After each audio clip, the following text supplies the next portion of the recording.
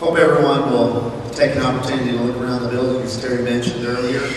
There's been a great deal of work that's went into our VBS, and I'll tell you, in my years of church work, I don't know of a congregation that puts more effort and energy and care into what they present to young people in a VBS format. So I hope that you'll look around and kind of soak it in, and also remember and say a thank you to Risa Rothy and to all of the others who have done so much in regard to our VBS that's coming up starting tonight.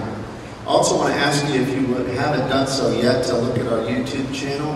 You just type in Valley View Church of Christ on YouTube, and all of these lessons, and we have a lot of gratitude to express to Marina Ross. She's new to us here at Valley View, but she's been recording these for about 2 months now. We've got quite a few hits, but we also want to expand that ministry. So all of our Sunday morning lessons from this service are recorded and put on there every week. So you'll take a little bit of time this week, just take a minute or two and look on there.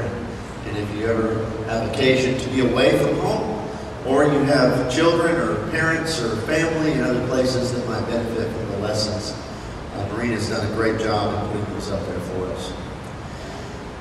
I love preaching on Father's Day, but it's always a little bit of a challenge because there's so much to say and so many different ways that you can approach the subject of fatherhood.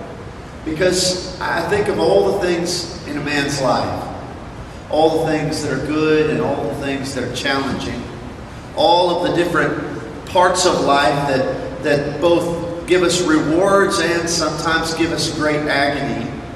There is nothing quite as indescribable as the feeling of being a father, because it encompasses both.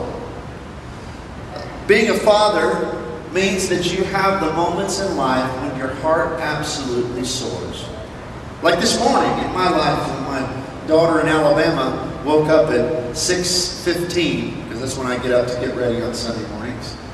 And I know that this is probably the only day of the year that my daughter in Alabama is up at 6:15. But she got up to send her daddy a text and to just tell me Happy Father's Day. And I just sat there and tears streamed, and it means the world.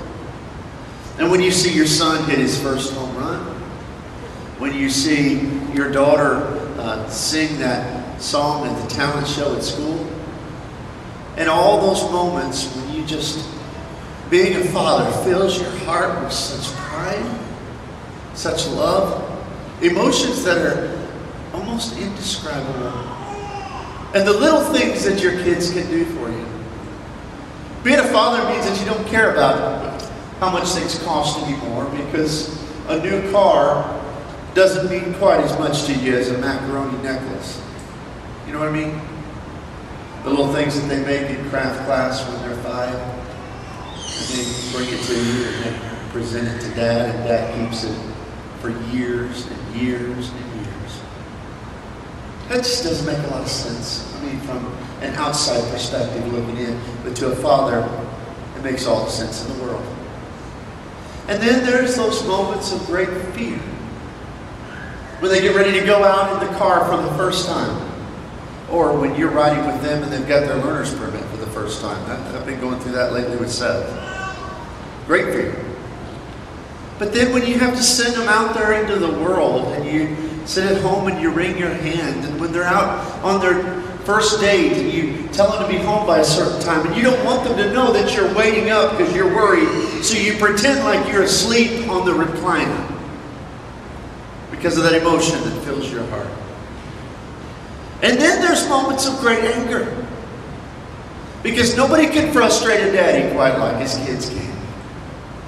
And you know the mouth. You know the mouth.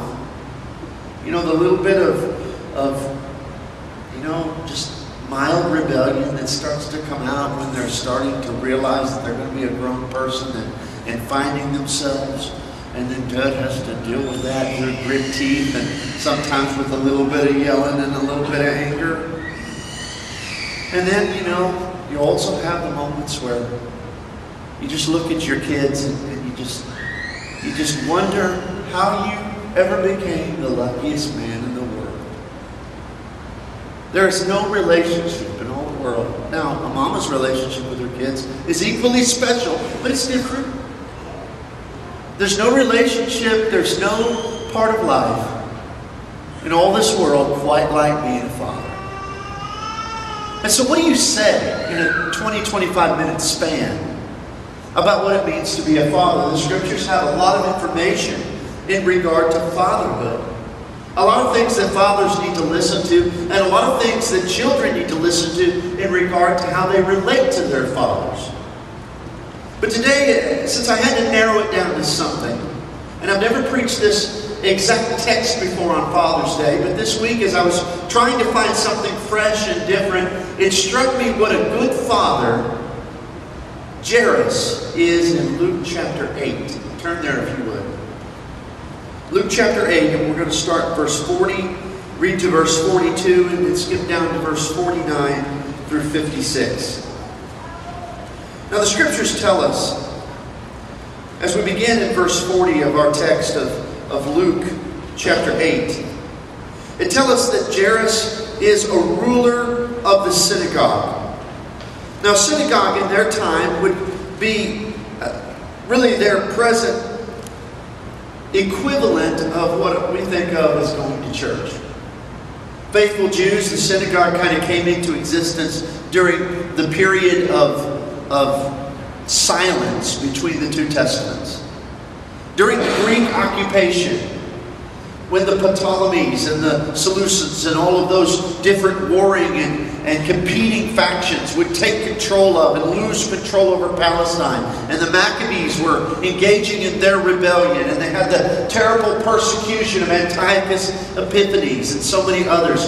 During that period of difficult times, when the temple was something that was there, but it wasn't always accessible. Sometimes some of the pagans that would come and take over wouldn't make it available, and they couldn't practice their religion exactly as it had been prescribed in the law of Moses. So the idea of the synagogue came into being.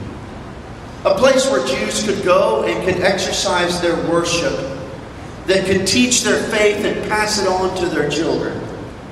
And so when it tells us that Jairus is a ruler of the synagogue, that carries with it a lot of meaning. Jairus was a religious leader that would have been well respected in his community. It means that his children would see their father as one that other men respected and looked up to.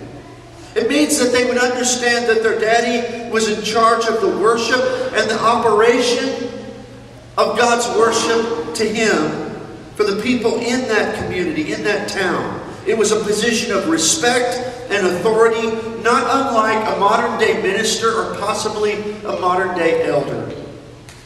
So this is a little girl. Jairus' daughter is a girl who's grown up in a very religious household. But she's grown up in a religious household in the context of a society where there were a lot of very religious people, but there were a lot of very religious people who were very fake about that religion.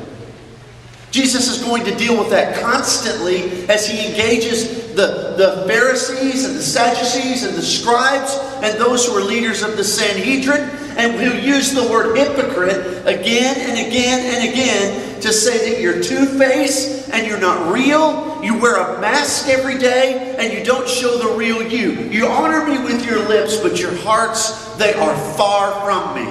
That was common in their religious experience.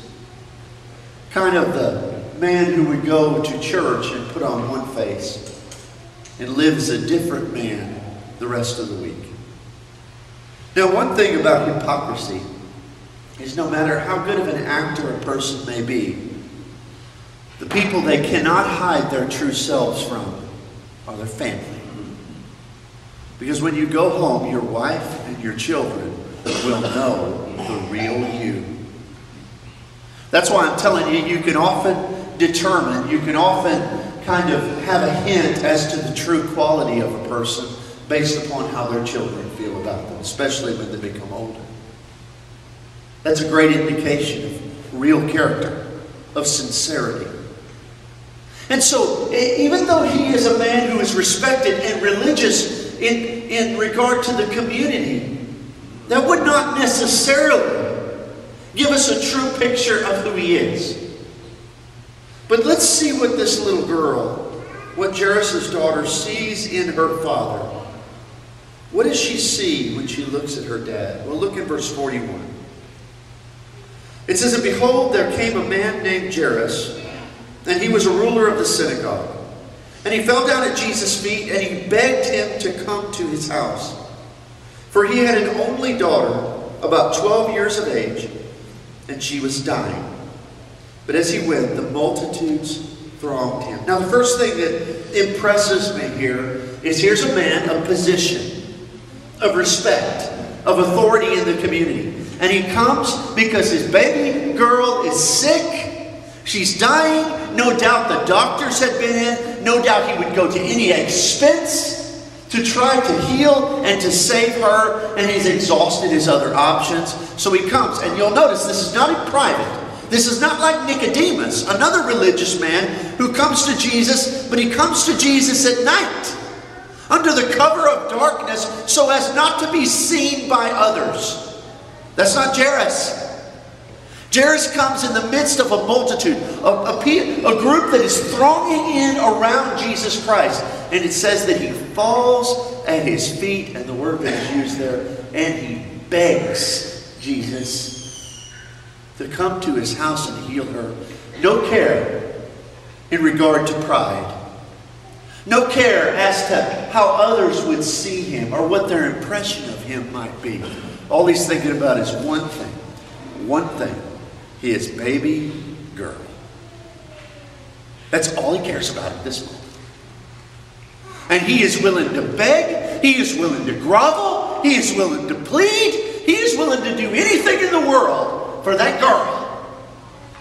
Now that is something that had to have been translated into their home life. Day in and day out, week after week, month after month, year after year. This little girl had to see that. That doesn't come up one day. And you say, well, yes, sometimes it does. You know, in difficult circumstances, people will dive in and think about their kids above all else. Not always. You know, there are times in life, sometimes where we can be so much blinded by our pride that even though usually kids come first, not always. I've seen feuds and fights and bickering among children and their grown children and their parents where there's not even a relationship, and where parents, they won't even sacrifice or give for the well-being of their children. So this may seem natural and normal, but it is quite exceptional that he comes and he pours out in ultimate humility, willing to do anything in all the world for the benefit of his child.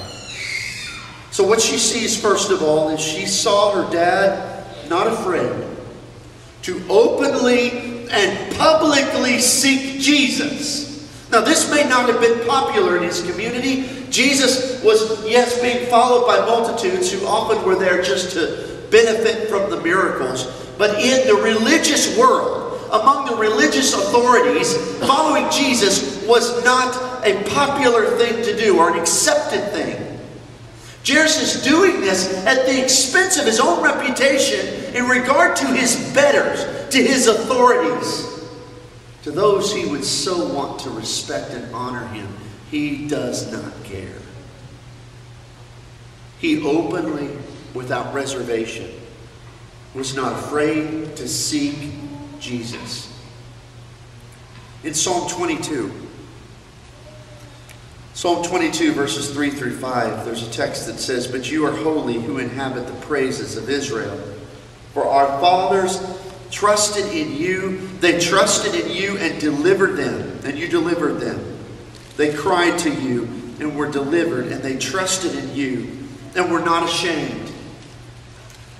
You see, the psalmist is writing about the fact that he looks back and he knows that every time that their fathers, the fathers of Israel, turned to God without reservation, in humility, and trusted in God, God healed them. He blessed them richly. And so the children were blessed because of the faith of their father. That'll be the case with Jairus' daughter. She'll be blessed. Their whole family will be blessed Because without reservation, without shame, her daddy sought out Jesus. And he sought him openly, publicly, for all the world to see. He fell at his feet, and he did it for her. He did it for his family. He didn't send a servant. He personally took her well-being as his own responsibility. And we need to learn something from him, fathers. We need to be fathers who openly seek Jesus for the sake of our families. Who openly seek Jesus for the benefit of those that we love. The second thing we see is that she saw a dad who was unashamed to bring Jesus into their home. You notice he didn't just say, Lord, heal her from afar. Or Lord, we'll go get her and we'll meet you. He says, come back to my home. And I know that the situation is dictating this, but there's a powerful message in us in that. Because sometimes some will have some interaction with Christ outside, in the church building or in other venues where it's appropriate to be religious. But there's not a lot of Jesus brought back into the home. But it's important to note that she saw a father that was unashamed to bring Jesus home. And I look today and I wonder, how much do we make Jesus simply a part of our life? And how often do we truly bring our faith home with us? Day in and day out. Deuteronomy chapter 6 is of course that classic text where it starts in verse 4. With Hear, O Israel, the Lord your God is one God. You shall love the Lord your God with all your heart, and with all your soul, and with all your might. But then, after that greatest commandment of all, love the Lord your God, Jesus would say, this is the greatest commandment. Upon it hangs everything that we are, everything that we do, everything that we hope in. But then he says, this is what you do with that fact. This is what you do with the greatest commandment. Verse 6, these words which I command you today shall be in your heart, and you will teach them diligently to your children. And you will talk to them when you sit in your house, and when you walk by the way, and when you lie down, and when you rise up. Then you will bind them as a sign on your hand, and they will be as frontlets between your eyes. You will write them on the doorposts of your house and on your gates. Then it shall be when the Lord your God brings you into the land which he swore to your fathers, to Abraham, Isaac, and Jacob, to give a large and beautiful city, which you did not build. Verse 11. And houses full of all good things, which you did not fill. You want your kids to have a great life. All of us do. We all want our kids to have better things, better education. We want them to be smarter. We want them to be richer. We want them to have everything more than we ever had. But if you want your kids to have it all, you need to write the words of God on their hearts. And you can't do it in church. And you can't do it just at gospel meetings and at outside events. It's got to be done at home. It's got to be done sitting around the dinner table talking about spiritual things. I know we don't have dinner tables anymore. But if you have to run through McDonald's and bring it home and sit together, if you have to eat in the car, at least talk while you're eating in the car about spiritual things sometimes. It works just as well over, McDoubles as it does over Mom's lasagna. It still works. It's not the venue, it's the conversation. Take time. It's the greatest gift you can give your children in all the world, to bring Jesus home and to make him a part of their life every single day, and to teach them to love the Lord. I hear people in the church all the time worried about their kids because, I just don't know. I want my kids to be faithful. How do I know they won't leave the church? You know how you know that? It's not because of what you do or you say when they're 16 It's what you do and what you say when they're 4. And when they're 5 and 7 and 8. It's talking to them about spiritual things before they can even understand them. It's impressing upon their heart things that you talk to about them. Let me tell you, it's great. I've talked to my little boy about baseball so much. It's just unbelievable. And about football and about basketball and about so many other things that we love together. But I hope that I've talked as much about spiritual things as all of that. I think that maybe I have. I've tried to. But you see, Seth knows that Dad loves football and basketball and baseball. But if I've talked as much about the Lord as all those things, then he knows Dad also loves the things of God. You have to bring Jesus home. And according to Deuteronomy 6, it is the greatest gift. It will always result in blessings in the homes and in the lives of our children. And thirdly, as we look later on in our text in verses 49 through 56, it says, "And when he was still speaking, someone came from the ruler of the synagogue's house and said, 'Your daughter is dead. Don't trouble the teacher.'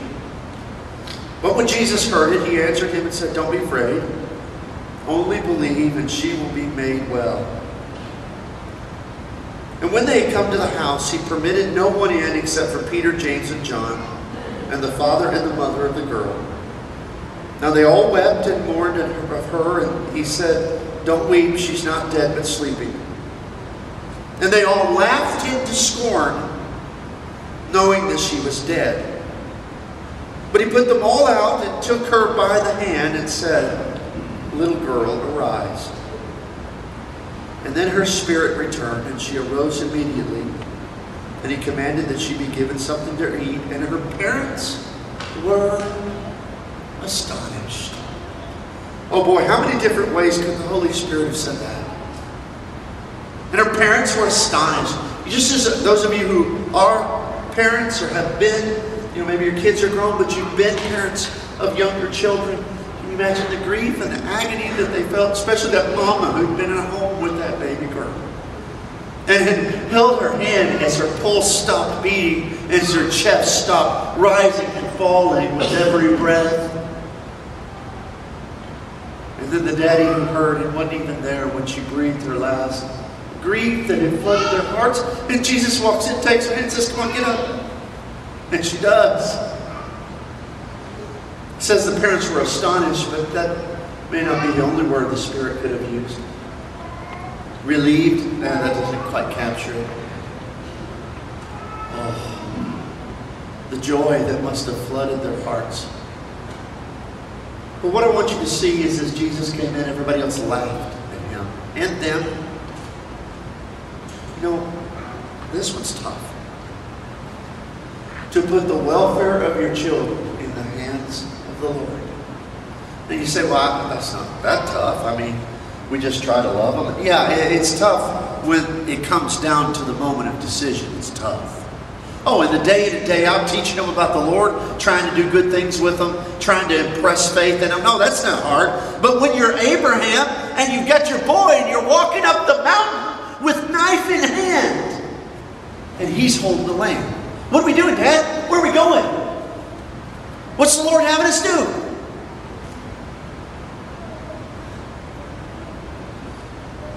And then as you say, son, you lay down on the altar. Why, Dad? Why am I doing that? And as you bind his hands, and the fear, the terror starts to overwhelm me. Daddy, Daddy, I don't understand. I don't understand.